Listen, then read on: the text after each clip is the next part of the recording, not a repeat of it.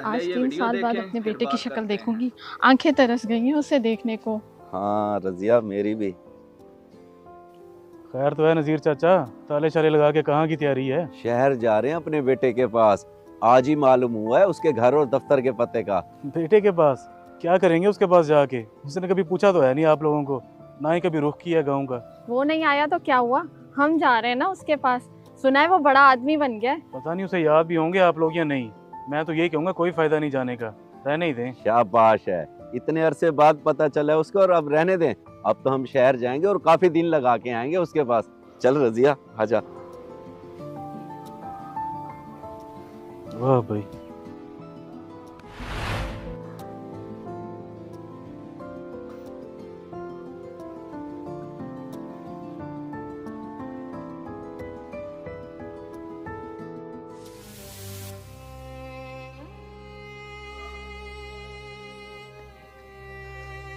यही है बेटे, रिहान नजीर साहब का घर यही है ना? जी जी, साहब का घर तो यही है, मगर वो घर है नहीं। अच्छा, फिर दरवाजे खुलवाओ, हम बैठ जाते हैं अंदर, उसका इंतजार कर लेते हैं। माजरत जनाब, किसी गैर को नहीं बिठा सकते हम, इजाजत नहीं है। साहब जब घर आएंगे तब आ जाना आप लोग। हम गैर नहीं है बेटे, माँ बाप हैं उसके। माँ बाप, वो भी रेहान साहब के तुम लोग। अच्छा मजाक है, चलते बनो यहाँ से, जब साहब आएंगे तब आ जाना। चलो शाबाश, चलो।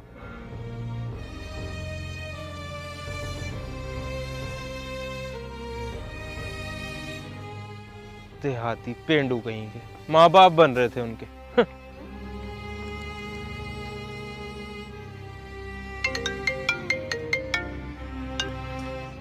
हेलो, हाँ हाकिम अली। साहब जी, कोई देहाती आए थे, एक बुजुर्ग और उनके साथ कोई खातून थी।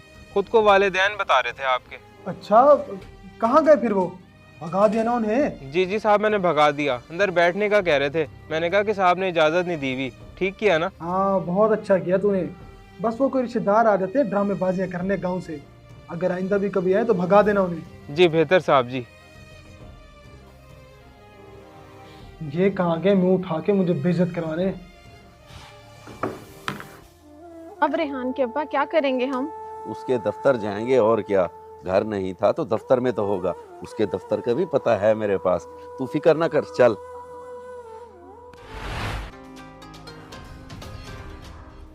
सर, नज़ीर नाम का कोई बंदा है एक औरत के साथ, वो आपका पूछ रहे हैं। ये यहाँ भी पहुँच गए हैं।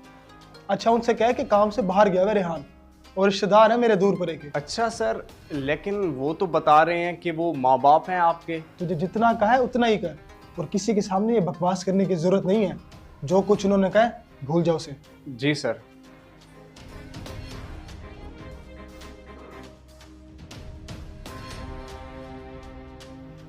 सर कहीं काम के सिलसिले में बाहर गए हुए हैं, ऑफिस नहीं है। आप कल चक्कर लगा लेना। कल? ठीक है बेटे। अब क्या करें, गांव वापस चलें? यहाँ कहाँ रहेंगे? ओ पगली, बैठ कर इंतजार करते हैं, वापस तो दफ्तर ही आएगा ना। शाम तक देखते हैं, वरना घर पता कर लेंगे दोबारा। ठीक है जी, चलें।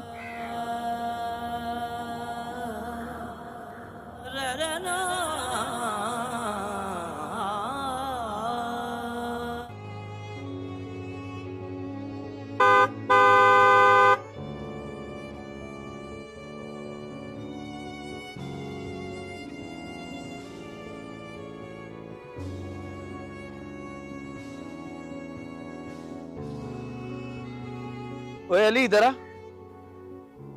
ये देहाती कौन आए बैठे हैं ऑफिस के बाहर?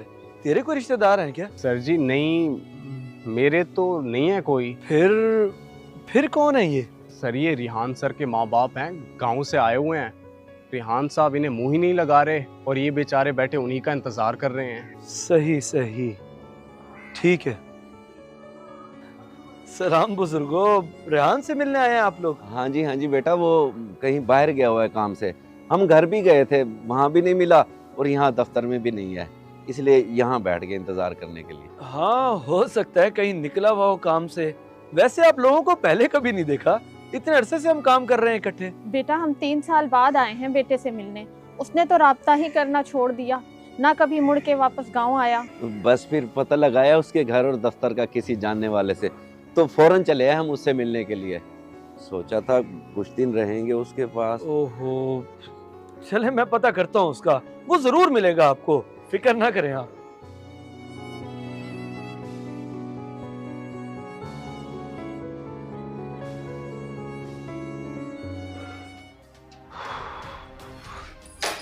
बेचारा बुजुर्ग।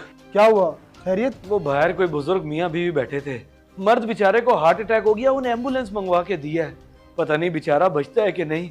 औरत का रो रो के बुरा हाल है। क्या, हार्ट अटैक?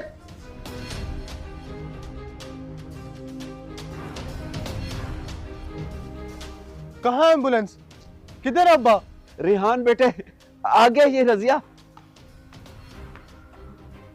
कैसा फजूल मजाक था ये वो फजूल मजाक है जो तूने अपने माँ बाप का बनाया हुआ है, कदर कर इनकी, इससे पहले कि ये मजाक सच में बदल जाए। मैं जिस सोसाइटी में अब हूँ, अगर इनको सामने लाता तो मेरा मजाक बनता, इसीलिए इस शर्मिंदगी से बचने के लिए मैं इनसे दूर भाग रहा था। बेटा खून पसीना एक करके तुझे पढ़ा लिखा के इस मुकाम तक पहुंचाया, सारी जिंदगी सलूके में गुजार दी मगर तुझे किसी चीज की कमी नहीं होने दी, और आज तू। बड़े दुख की बात है रेहान, माँ बाप चाहे देहाती हो या शहरी, माँ बाप ही होते हैं। उन्होंने तुझे पढ़ा लिखा कर इस मुकाम तक पहुंचाया ताकि उन्हें तुझ पे फख्र हो सके, और ये सिला दे रहा है तू उनकी कुर्बानियों का। तेरी जन्नत और जन्नत का दरवाजा सामने ही है, अब फैसला तुझ पे है। मुझे माफ कर दे अम्मा अब्बा, मैं पता नहीं क्यों ऐसी सोच रख बैठा कि अपनी इज्जत को ज्यादा अजीज समझा, और आप लोगों को। हम समझ सकते हैं बेटा, लेकिन इतने अरसे बाद तुझे देख के सारे गिले शिकवे खत्म हो गए हमारे। कसम से तुझे देख के आंखों को ठंडक मिल गई है, आज अब बाप को गले नहीं लगाएगा। नसीब वाले हैं वो लोग जो गांव देहात से होने के बावजूद भी मेहनत करके कामयाबी के मुकाम पर पहुंच जाते हैं, मगर उनसे बड़ा बदनसीब कोई नहीं। ये वीडियो देखकर आपकी क्या राय है कमेंट बॉक्स में बताना। जज़ाकल्लाह।